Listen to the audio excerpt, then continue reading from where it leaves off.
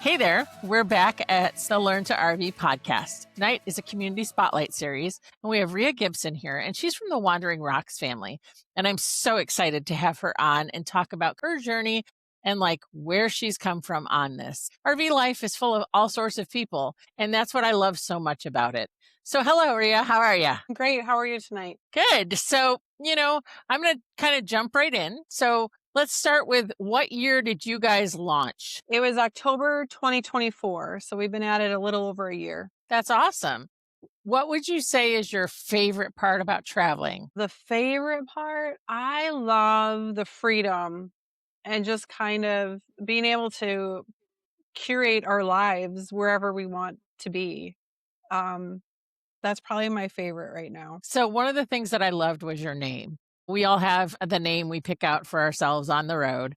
I was drawn to yours, and this is kind of a funny story. So, I actually 2 years ago for Mother's Day, my husband got me a rock tumbler, and so we collect rocks on the road. So it's kind of like Lucy and the Long Long Trailer, only we tumble them and then we give them away. We call them magic friend makers. But your story is very different than that. Where did the name the Wandering Rocks family come from? Yeah, it is kind of twofold because Wandering Rocks, right? It's just awesome to be able to live this life. But my husband's great grandfather, his name was Cephas, and he went by Rock. His name was Rock Watson, and he was known all over town. And Cephas is, in the Bible, it talks about the church that was built on go build, you'll be the rock that the church is built on. You can dig into that a little bit, but his nickname was Rock, and we've just kind of loved that. I mean, we've gone through that name. My husband had an IT business, and he did call that was Rock IT. And then I love the name for a child, but we did not use it for any of our kids, like a little Rock or Rocky. But so the Wandering Rocks, it just kind of fit us, and we love the mountains, and it just felt right, so we love it. That's fantastic. You are traveling as a family, correct, with kids? Yes, we have 4 children. And how old are they? Our oldest is 6, and we have a 5-year-old, a 4-year-old, and an 18-month-old. That's awesome. So you're doing them all together. While they're little, they'll be all the same age. And when they're teenagers, they're kind of going to eat you out of house and home. We're starting to save for that now, yes. I actually have a girlfriend that that's how she intentionally did it, was having all 4 kids within 4 years and having them just grow up super close together in their traveling family. So when you got started, your dynamic's a little bit different. You planned for this for a while, right? We did. It was probably 2020 when the idea kind of, snuck in and we started researching it. But we wanted to finish our family back in Wisconsin before we kind of hit the road. And we had a lot of pieces to put together. We needed a remote job. I was still working full time, but my husband needed a remote job. We needed a camper. We needed a truck. We needed all kinds of things. And our last child was born in July of 2024. And we put our house up for sale 4 weeks later. So That's awesome. I mean, yeah. Scary, but absolutely amazing. Yeah, I mean, I don't know. Some people could do it, some people couldn't. Our first big trip we took in our fifth wheel, before we were just going on a road trip to visit family, and it was like 1,000 miles, and I was on maternity leave with our 3rd child. So we had a 1-year-old, a 2-year-old, and a 6-week-old, and we headed out, never been anywhere in our camper before. We made it back home, so it all worked out. So do you go home regularly, or is that something you hit seasonally? I mean, you said you came from Wisconsin. Does that mean that's where home is now? Yeah, my family's there. I lived there my whole life. My husband has lived there the last 25 years. His family, though, is in Kentucky. So we went back last summer for a good part of the summer. We were there about 4 months, but we also Oh, wow. went through our storage and kind of resituated some things when we left. We really sold most of our stuff, but we still had a storage unit, and I think we knew once we hit the road and we were doing it, we would know if we were in love with it or not. And so we went home and we visited family, moved our storage unit around, got rid of some more stuff, downsized. I mean, you're always downsizing when you're on the road. And that'll be our plan again, although we won't stay as long. I think 4 months is too long for us to stay in kind of one spot, but we'll wait till it's warmer up there and we'll probably head that way uh, in the spring or early summer. That's fantastic.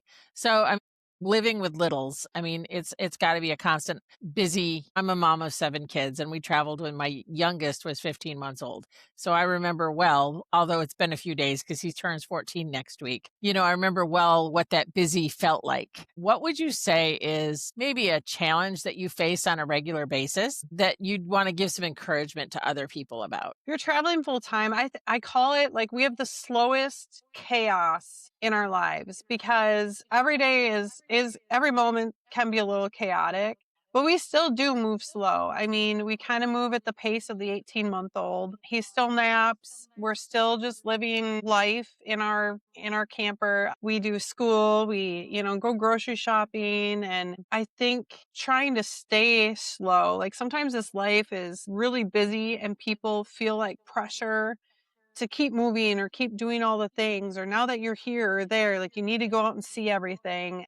We have days where we just don't go anywhere. We don't do anything. And I mean, many days. So I think, and right now we're in Florida. I mean, you could do something different every day here and see a different attraction and kids play area or whatever, zoo, petting zoos. We went to the orchard. I mean, it's almost nonstop. So I would say the encouragement is to not feel that pressure to, be a tourist and just keep building your life in your home. Right, because there's laundry days and there's days where you Mhm. have to prep cook and there's days that you have to just plan for. So I get Um, that. You have a seriously unique journey though, because you didn't just have babies and go on the road. You actually were a foster mom, correct? we were, yes, we were a foster family. What did that look like for you, like transitioning into this? Was that hard to make that decision? To stop being a foster family? Yeah. Um, it felt good at the time, but that was part of our wait as well, is kind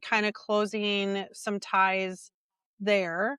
And that took, that was 2020, 2021, 2022. And I think the desire and our dreams for our family, uh it was time for those to take precedent over, or priority over anything else that was going on. So it was sad. It was sad to give notice and say, we're going to be done fostering. And I still kind of I just had a conversation with a friend of mine about fostering. She had some questions and thought maybe I would do it again. I would do it again if we Well, put and down I know roots. I mean, actually. I don't know who's going to let us do it now, but Right. Well, I know a lot of families that have actually adopted not from the road, but took their adopted children on the road. And I think that's the case for you as well, correct? Are all your kids bio kids or did some of We've adopted twice, and we've had, then 2 kids through so you have pregnancy. your total of 4, it's a blended family in that way. What does that look like on the road for you? Do you feel like there's any differences because of that? No, no, I mean, it honestly, I mean, rarely crosses my mind, but we do have, our daughter was born in Florida. She has family here, so we, get together with them. It's just another opportunity we take advantage of, is to build those relationships while we're here and see them. And, if we didn't travel, I mean, maybe we would have met up with them once, 2020, but we've really had a time to like build this relationship with some of her family members that are in the area, and it's been great. Yeah, I had a pastor years and years ago when Frank was still active duty that was in North Carolina and he had 3 daughters and he adopted his sister's daughter. And he talks about how, the Bible talks about adoption and how we as believers are adopted into, and so I just love the beautiful parody of what that looks like in real life. We've known a lot of adoptive families on the road, and it's just such a beautiful connection. And my son, actually, one of his best friends growing up on the road was adopted, and their family traveled with their 3 kids that were all adopted. It's just a neat thing that, you have that a lot of people don't. I know a lot of people that have gotten off the road to be foster parents and adopt again. And so I think that there's a lot of that, that you have to make those decisions for your family. Mhm. But yeah, it's definitely a unique style for you guys that, you're doing that. I love that they're all in 6 and under. So, I mean, the next question's kind of crazy, but what does a school day look like for you for road schooling? What does that look like? I remember what it was like for me, and I just I still, I keep telling myself we're still practicing, although our oldest 2 would be, in kindergarten. And, once you're kind of in the homeschool mindset and you see the benefits of homeschooling and what it can look like, I think it's different for people who are doing it or what they might envision compared to people who, haven't researched homeschooling or don't know what that would look like. totally. I have a plan and every day my plan fails, but we do language arts and math and they have a curriculum that I've purchased that I really love and we just walk through it. Some days some days I only get, to maybe my daughter to go through her lessons. They kind of do math together. They're obviously very close in age. So today we did math together while, my 18-month-old slept and we woke up in the morning and I said, go grab some books and we do some reading. We've done it, we go outside, we do science projects with friends. We have like little science kits. So yesterday we did, the dye and the celery, put in the cups of water, and they rushed out this morning to check it. So we do all kinds of things. If I know we're going to a park or anything, we went to Gatorland or and so we start researching, we watch videos, we read the books we have about the animals we're going to see and so they kinda have a foundation before they get there, and then they can ask, like, more questions about it, so they love learning, they love animals. Of course. So my granddaughter was actually born when she traveled with us for 2 years, and so I know how busy littles can be in a household where there is somebody, like, traveling and working. So what do you do Mhm. during the day to keep them busy while your husband's working? So, like, to keep them away from him? Well, I don't know that away from him is the right answer. I mean, it depends on the position he has. I mean, like if he's taking calls, I mean, obviously that's different than if he's just working on something in the background. So, like, I mean, what does that look like for you guys? Because I know, we run a company from our rig, and so some days we're like, shh. But for me now, the biggest noise factor I have is the dog barking in the background because the teenagers sleep till 11 o'clock every day. Yep. So, So actually right now I'm in my husband's truck. We have a Peterbilt semi truck and it has like a toter home built on the back of it. We get a lot of attention for it, a lot of questions. And so every morning at 8 o'clock, he heads outside and comes in his truck. And this is, his setup here. So he gets all the peace and quiet he needs. I usually send him out. I even send him out with the dog, and the dog will spend the day with him out here. And so we really have. There's times like if we've lost for some reason, I can't remember why he had to work inside one time. Maybe the truck didn't fit in our spot. I think this was last year, and he worked. There is room in our bedroom. We have a desk that he can use, and that was hard. That was hard knowing he was up there and having to be quieter.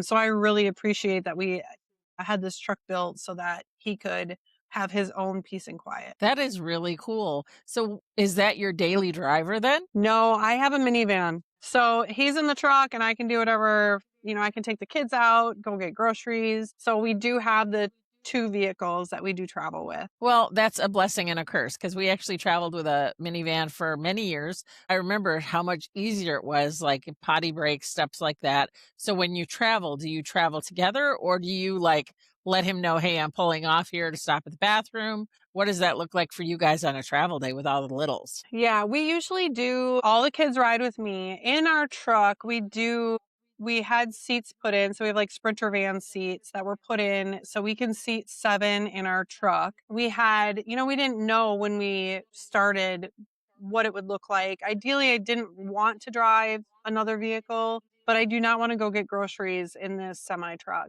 So it works out, but we do have seats for everybody so we could ride together. We wanted to keep that option open. I chase, we stick together. I follow him, but I'll stop off to go to the bathroom or one of the kids needed to go to the bathroom. And it depends where we're going. Now that we're kind of, this is our first year that we're in the Thousand Trails system. We did not have a Thousand Trails membership last year. And so we're bouncing between parks and we're familiar with the areas now that we're going over the winter here. So he may just kind of go ahead of me. I might stop off for a coffee and I said, I'll meet you there and he'll work on getting set up. But usually because we have a big rig, and if we're going someplace that we're not familiar with, I mean, we do our due diligence on looking at Google Maps and the driving directions, and we call the campground ahead of time, make sure, we're all set up. But if it's someplace unknown, then I usually stick with them so that when we get there, I can help him if he needs it. For sure. So is there any campgrounds that you've been to that you've been surprised that you couldn't get into? How big is the camper? I guess I should start by asking that. Yeah, I think it's 46.5 feet. We have a fifth, That's a and big fifth wheel. it is. We started with a little smaller one. I think it was like 42 or 43 feet, and we were a month into full time, and we bought a new camper. But it works great. I have no regrets. The floor plan is amazing. It suits us much better. But the truck is like 32 feet, and with the fifth wheel, I mean, it's big. It's big. Do you domicile out of Wisconsin or do you domicile out of Florida or somewhere Wisconsin else? right now. No, we're still in Wisconsin. I think, we might have to change it at some point, but I feel like we're in a little bit of limbo there, and I think we'll figure that step out later, but if we need to change it. But right now it's still in Wisconsin. That's cool.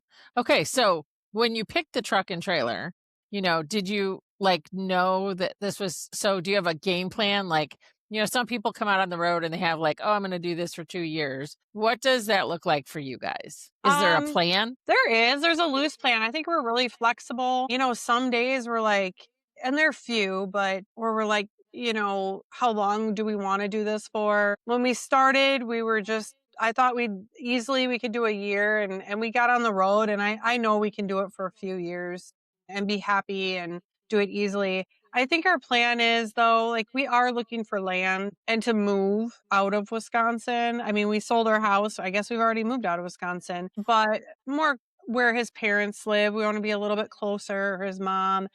But we like Tennessee, so we're going to go explore Tennessee in the spring. And I mean, I think within the next 2 to 3 years, I think we'll buy some land so we have a place to. And even if the land we're just going to put a concrete slab on it and septic, sewer, and then we can stay there when we want, maybe a few months out of the year, and then travel just to give us some more options, I guess. Well, that's fun.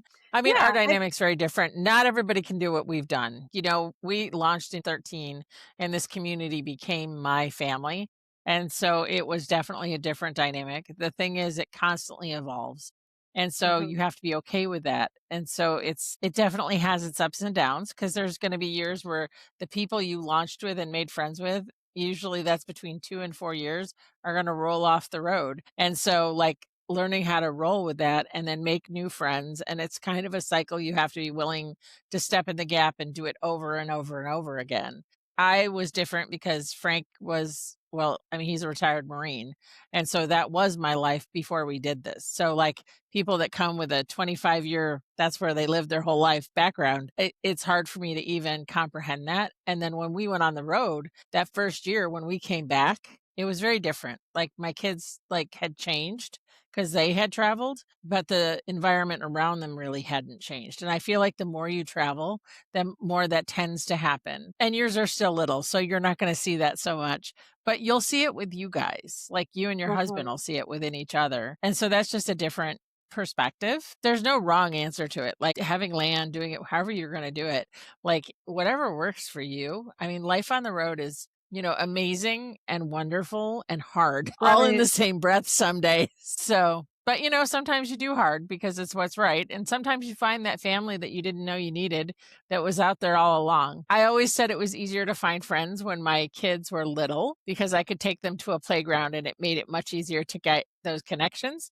How do you find friends on the road for you and your spouse? Yeah, so in 2024, we had no idea what we were doing. We did all the research, but you still don't know. And we spent the winter among the snowbirds, and the kids were really missing out on friends. And those friends, their friends are the kids they see at the playground. They don't need their phone number, they don't need to know their names. They just want to see kids their own age. and run into them at the playground. So when we went back this summer, we really thought about it and really wanted to put effort into finding more families, and that's why we did get the Thousand Trails membership. And kind of integrated ourselves into an RV life network. I mean, it takes effort. Even when we were in our home, it takes a lot to make friends, to find the families that you like spending time with, and the kids and the parents. And then you get to a homeschool age, and it's easier to have friends that homeschool than don't, because they're not going to school during the week. And you can do other things and do school things with them. So we have met some families. Like, we're in the season now where it's still, where last winter kind of felt a little long, weren't hitting the right spots, where this winter has just been it's been great. We've met, I mean, a handful of families. We went to a family event not last spring, and we met another family, and our kids are the same age, and everyone has a lot of common interests, and we've been traveling with them this winter. For the most part, usually we've been at the same place, and the kids play every day, and we've been meeting new families, so it's been great. Like, everybody that we've been meeting is, like, kinda new to traveling within the last year or 2. Everyone's got young kids, and I feel like we're in the community building stage right now, and it's been exciting. It's been good for them and for us. That's awesome. And Mhm. those magical, like I say, it's never the first. So for my kids, it became not the first time they met that they connected, but a lot of times it was the second or the third time we came back together. Would you say that's true for the family you're traveling with? Or did you hit it off right away? Were you one of the lucky ones? Right. I think we hit it off right away, I think. And it was the first time, like, we had met a group of families, and then we went and met up with them like a few weeks later. Like, everybody was kind of settling back up north, and we made sure our paths crossed, and we went camping at, like, a state park, and that kind of it was probably the second time that kind of solidified it. And then all summer, they kind of asked about them and talked about them, and when are we going to see them again? And so that was nice. Gave the kids something to look forward to, and a sense of community for them too. For sure. The first family we connected with like that was at a road school rally in Tucson, Arizona in 2014. And we are still friends to this day. And the kids have literally grown up together, and we all still travel. So we're very intentional. The kids all went to prom last year in South Fork, Colorado together. That type of relationship is just so important. And so you're looking at it as littles right now, but like our kids met when like my kids were like 1.5 and theirs was 2. And so they're still good friends. And they're turning 14 and 15. So it's not like, they're not getting older together. So, Mhm. and we're all in Florida together, so that's nice too. So we've been able to see them some. All right, so let's tie this up with a bow. I guess I love, just talking to people and hearing their stories. And so let's talk about a few of your adventures. What do those look like on the road for you? Can you think of a time where, you did something you didn't expect to be doing? Yeah. Last winter, we spent some time in southern Georgia, and we went over to a national monument, and it was the Fort Frederica National Monument, and it was like the best day ever. And it's just this huge park. I took the kids, and they had, a bunch of artifacts, and it was where the British Army was stationed in, like, the 1700s to stave off the Spanish from invading Georgia or Florida. And it was just the most beautiful day and the most beautiful park. And it's days like that, and when you see things like that, that just, I mean, really add to the experience. The kids don't really get it, quite yet, that they're, or maybe they won't remember it, obviously. But to see these things, it's like, I never would have been able to see this if we hadn't been traveling. And that goes hand in hand with, like, seeing my husband's family, that, usually we probably saw them once every 18 months. We used our, week or 10 days of vacation to travel down there. We flew one time, or we'd have to rent like an Airbnb. And just being able, we've been through Kentucky to see them. I mean, it's probably been 4 or 5 times now. And our kids get to know their cousins, and know, better, and build relationships with their grandparents. Like I said too, we have other family in Florida. And so our daughter, to build that relationship, we never would have had any of it. Yeah, we never would have had any of it without traveling. So I'm excited for the next year. We still have more things to do and more things to see. I mean, we've been in Florida now for a while, a few months. So I'm kind of getting excited to leave and go see some mountains and go we're going to head out west this summer, and I'm really excited just to kind of add to all these other things that we've seen that it could take a lifetime to see for someone else, and we're getting to experience them all in this, this year. Well, and the most beautiful part of that, and you said it earlier, is you don't have to do it all at once. And so Uh-huh. that's actually one of the things that I love about being on the road and probably why I'm still doing it is so there's towns we have favorite restaurants and we go back to them when we go places, but we also always find something new to do no matter where we are, no matter how many times we've been. Like, I can come to Florida, and I don't come every year. We kind of flip flop, but I mean, I can find new things to do, new places to go, new things to experience. One year we took up kayaking, and so we now carry around kayaks. And so that was when the kids were a little bit older, but then you have to carry around all the other stuffs. I mean, it's one of those things that it's just a beautiful lifestyle. And if you can embrace it, you can find things that make you fall in love with it all over again on a regular basis. So sounds like you've got a great big year planned. Where to this year? Yeah, we're going to probably in April start heading north, and we're going to go through Tennessee. We're going to spend some time there. We want to explore a couple areas. We'll go visit family in Kentucky and then head towards Wisconsin, spend some time there, and then go out west. And I don't know what we're going to do next winter. I don't even know what we're going to do out west. I'm excited to plan it. Like, I'm a planner. I love planning. I put it off a little bit because I look ahead, and then but I still need now, the next couple spots. So we have everything's kind of solid through April. Um, and I'm good with that. And we'll see what happens next. Like, I think we'll go through the Dakotas, maybe over to Montana, Wyoming. I wanted to go out to Utah, Colorado.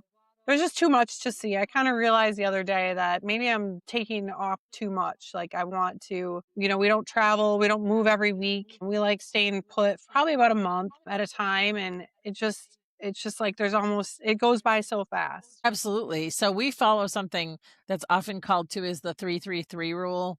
We try not to go more than 300 miles a day. So, and we don't usually, we're not, I have teenagers. We're not on the road at 6 a.m. or 8 a.m. We're pulling out right at 11. And so, I've just accepted my fate in that side. And then we want to be parked before dark. And so as summer comes, we'll drive later. But, ultimately, we don't like doing double drive weekends. We do when we have to. But, I think that there's so much to say for, just experiencing and enjoying the ride, that needs to be a part of kind of everybody's adventure. And with littles, you've got a whole lot of other factors, potty breaks, busy fingers, need snacks, whatever's coming from the back seat. Right. So it just keeps it even a little bit more interesting. Yeah, my All right. husband works during the week, so we do only travel a few hours a day on the weekend. Yeah. So, I mean, we don't move very fast. We just don't. Okay. So if you were to give like your top two tips to somebody that's brand new, what would you tell them? Be flexible. Like, if they're already That's a doing good it, one. be flexible. Yep. And enjoy it. I mean, there is, like you just said, there enjoy the drive, or there's that cliche of what is it? The journey is not the destination. It's about, the journey. Enjoy today. Enjoy today. Enjoy what you're doing today. Don't look forward too much, and have your heart set on that one thing or your next stop, because you're missing out. You're missing out on what's happening right in front of you or right around you, and just take it all in, and every day is a good day. Well, thanks, Rhea. Thanks so much for joining us. We appreciate you. And we just want to invite you to like and subscribe. If you're out there listening and you want to be part of the podcast, we do have this community spotlight series. There's only a handful of slots left for season 2. We're just glad that Rhea could join us for this one. Thanks. And don't forget to like and subscribe to the Wandering Rocks family. Where can they find you online if they are looking for you? Yeah, we most everything's on Facebook right now. The Wandering Rocks family on Facebook, or the wanderingrocksfamily.com. We have our website, and we have a blog there with some things talking about getting on the road and some tips for newbies. It's really building, it's becoming a passion of mine just to kind of help people chase their dreams. It might not be selling everything you own and hitting the road, but like do what makes your heart happy. And I'm loving it. Awesome. Thanks so much for joining us tonight.